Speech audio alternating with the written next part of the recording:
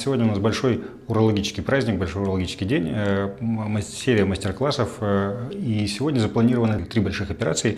2 операции по поводу рака простаты, мы их будем делать лапароскопически. Одна из них будет с лимфодиссекцией, другая без лимфодиссекции. Но суть в чем? В том, что через маленькие проколы мы делаем большие операции. Сейчас будет операция радикальная цистпростатэктомия, то есть у пациента опухоль мочевого пузыря.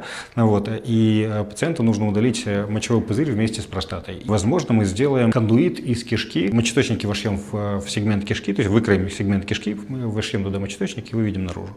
А может быть, просто выведем наружу в зависимости от того, какая клиническая ситуация интраоперационная, насколько запущенная стадия.